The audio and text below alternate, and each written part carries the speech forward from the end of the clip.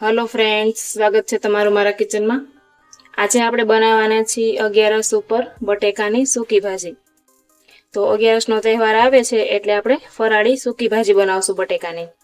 તો સૂકી ભાજી બનાવવા માટે જોશે બટેકા બાફી લીધા છે અને આવી રીતના ટુકડા કરી લેવાના છે અને ટમેટાના ટુકડા જોશે, મરચાનું કટિંગ આવી રીતના ઝીણું, દળેલી ખાંડ, લીંબુનો રસ અને લીલા ધાણા, મસાલામાં હિંગ, હળદર, આખું જીરું, દળેલું ધાણા જીરું, શેકેલા જીરાનો પાવડર, કાશ્મીરી લાલ મિરચું, મીઠું અને વઘાર માટે તેલ।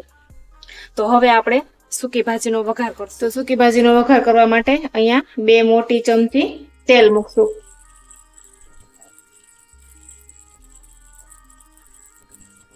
તેલને ગરમ થવા દેશું। तेल गरम थई गयुं छे, आपणे हवे वघार करशुं। सौप्रथम आपणे आखुं जीरुं नाखवानुं छे, त्यारबाद मीठा લીમડાના પાન નાખશું, ત્યાર પછી હિંગ નાખવાની છે, ત્યારબાદ હળદર નાખશું, મરચાનું કટિંગ નાખવાનું,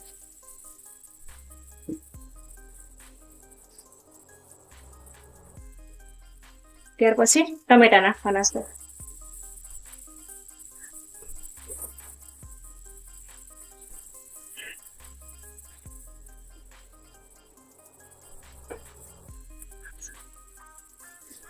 ટમેટા નાખવાથી સૂકી ભાજી સરસ એકદમ રસદાર થાય છે।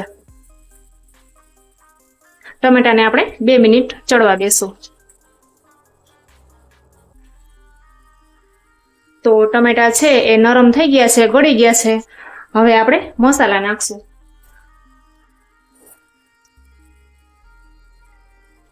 સૌથી પહેલા સ્વાદ પ્રમાણે મીઠું ઉમેરશું,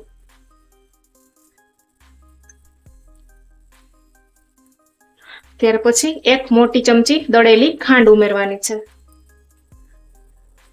ત્યાર પછી અડધી ચમચી જેટલું ધાણા જીરું પાવડર ઉમેરશું અને અડધી થી ચમચી ઓછું એટલું શેકેલા જીરાનો પાવડર નાખવાનો છે।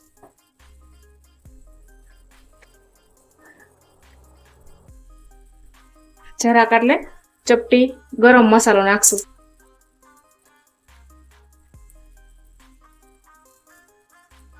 કાશ્મીરી લાલ મરચું નાખવાનું છે,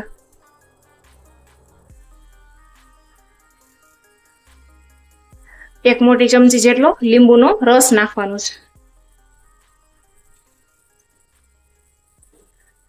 બધું બરાબર મિક્સ કરવાનું છે।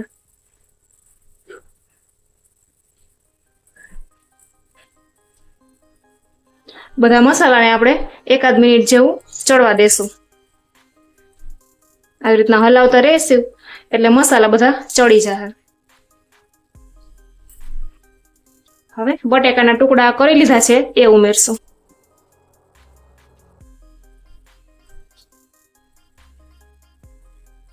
બધું બરાબર મિક્સ કરશું।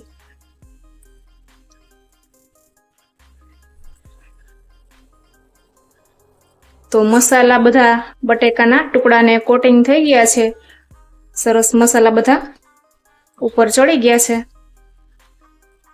હવે આપણે ઉપરથી લીલા ધાણા ઉમેરશું।